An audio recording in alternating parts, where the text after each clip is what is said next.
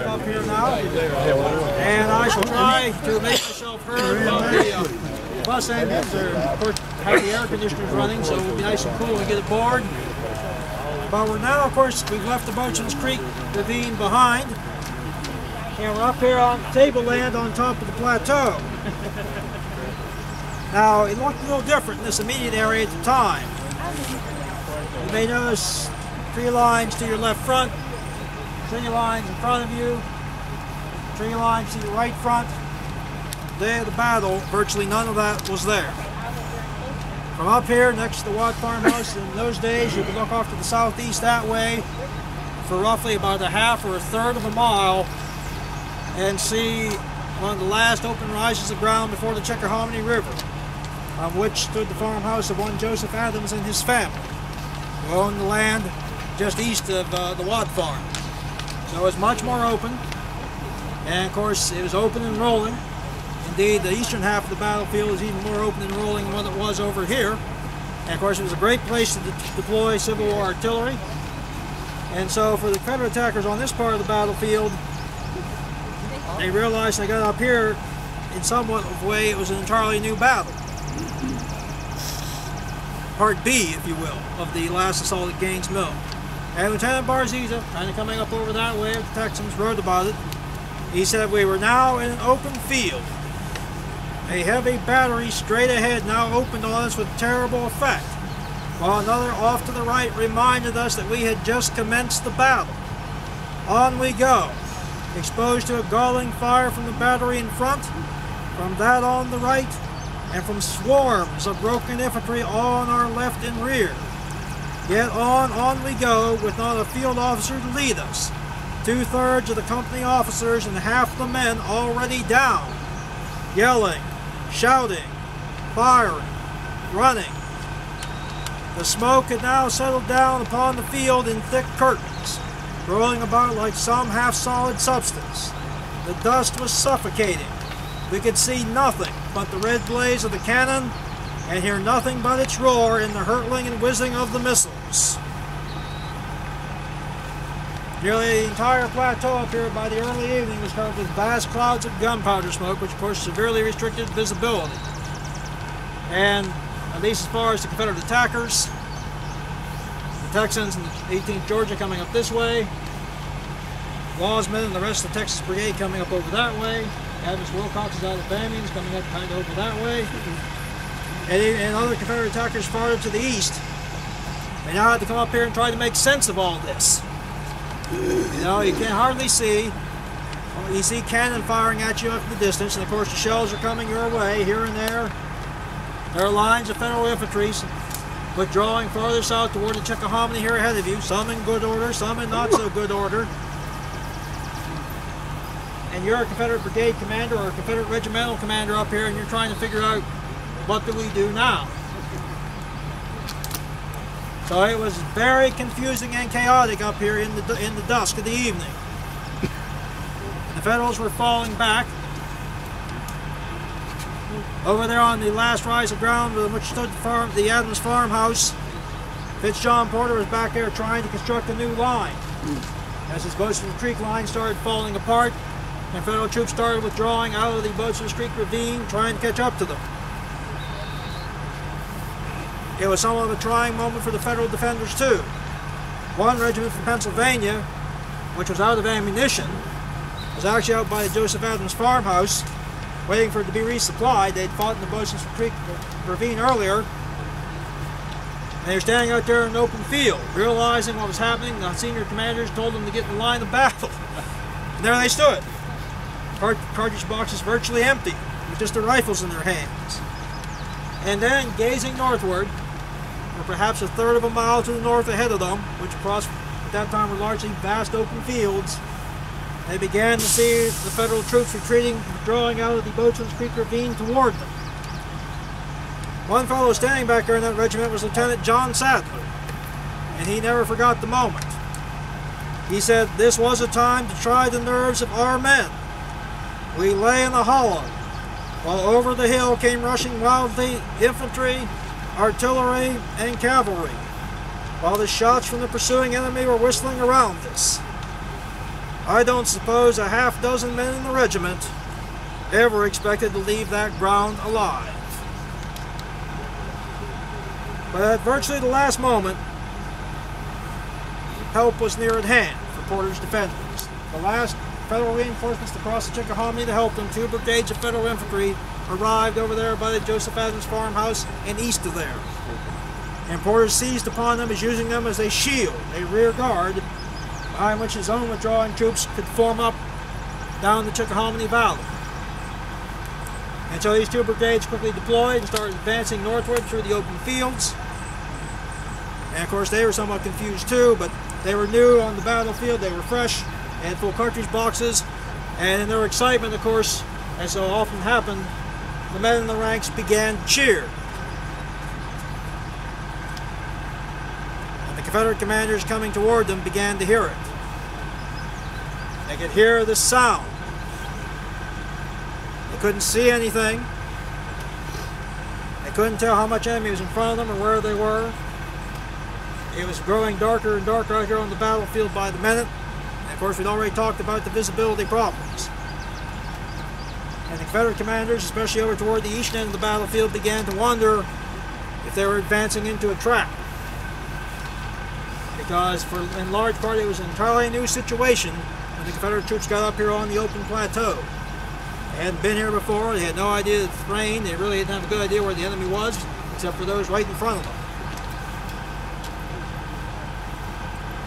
And so trying to make sure they didn't get into a very deadly ambush or a Federal counterattack very quickly after getting up here on the plateau, after advancing only a few hundred yards, the Confederate commanders began halting their troops, because they didn't know what was out there in front of them. And then night fell upon the battlefield and closed the fighting.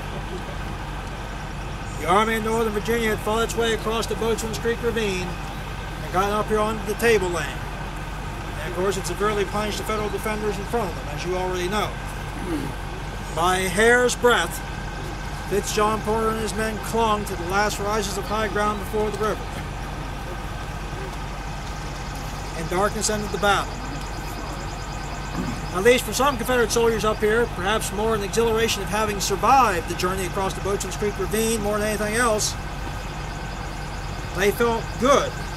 Yes, they'd lost friends, but the able-bodied who were still here apparently felt good that they had triumphed, at least what they could see around them in the encroaching darkness.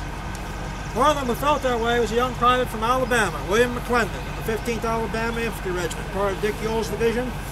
And in the advance on the part of the battlefield, roughly about a half-mile east of here, trying to come up out of the Boatswain's Creek Ravine. Of course, it had been very grueling for Ewell's men, like so many other Confederate attackers.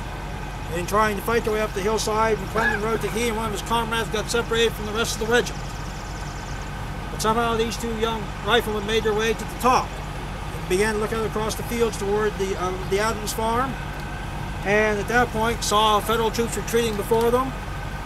And so can commonly happen on the battlefield, at that point these 2 youngsters were seized by an unstoppable desire to kill Federal troops. McClendon wrote, just like 2 robots, when they saw up there what was in front of them, they just loaded and fired, loaded and fired, loaded and fired, loaded and fired, toward the mass in blue withdrawing before them. Eventually the 2 men found the regiment. And McClendon remembered the moment. At least seemingly the Confederates on his part of the field were fairly jubilant. Perhaps it was more the adrenaline rush and the great thought that so far they had survived. But as darkness settled upon the battlefield around William McClendon, this was the scene he saw. He said the field officers were on their horses giving commands, some making speeches, and such yelling and tossing of hats I had never heard or seen before. I actually thought, because I believe this was McClendon's first battle, I could be wrong on that, I actually thought that the war was ending, and I was glad I was there and had lived to see the end. But that proved to be only a beginning with me. For many of the troops who fought out here at the Battle of Gaines Mill on that Friday in 1862, it was a beginning for most of them as well, no matter which side they fought. Of course, it was early in the war. A lot of these regiments had never seen intense combat before.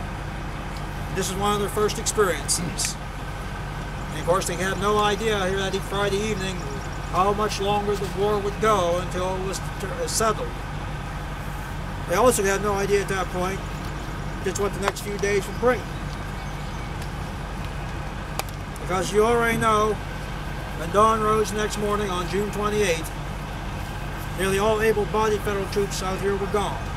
They spent the whole night withdrawing to the south across the Chickahominy River, rejoining the rest of the Army of the Potomac, which was then in movement toward the James. And the Army in Northern Virginia, though it had been very difficult couple days and very bloody, they began to realize something, that the enemy was withdrawing away from the city of Richmond.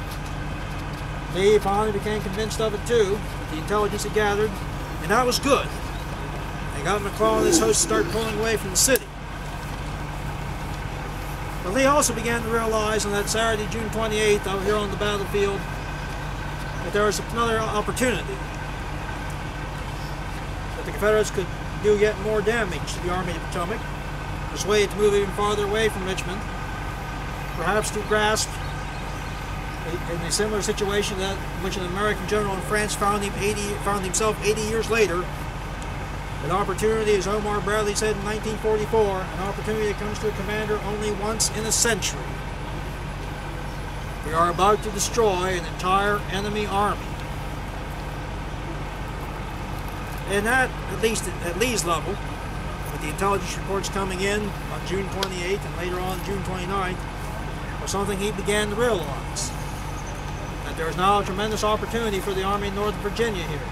Not only to drive McClellan and his host away from Richmond, but even to possibly destroy it before it ever reached the James River. But it all come at a cost, of course. And Bob mentioned earlier the cost of the two sides out here. It looks all very bucolic now. Our maintenance division keeps the grass nicely mown. They've maintained the wooden rail fences here. Very peaceful, quiet place the Gaines Mill site is today.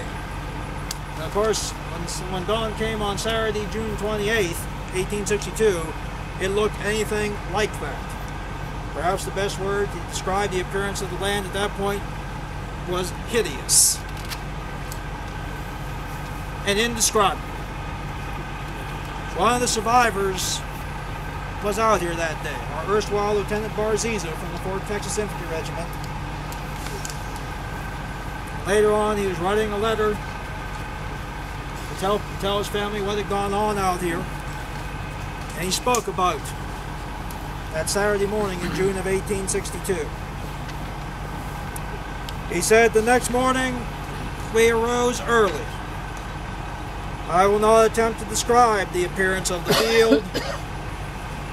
I could write 20 pages and yet give you no adequate idea of it.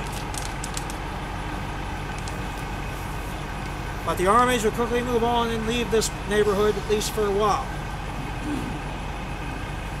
Shortly when night fell on June 28th, the Army in Northern Virginia received its marching orders. They were heading south, in the wake of McClellan and his men, heading for the James River.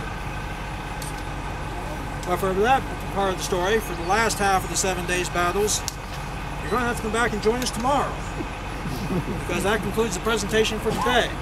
And with that, we thank you for your attention. Thank you very much. We may not have much time at this juncture, but we will be happy to entertain questions for at least a few minutes, if it's not too close to having to load the buses and be on our way back to the hotel.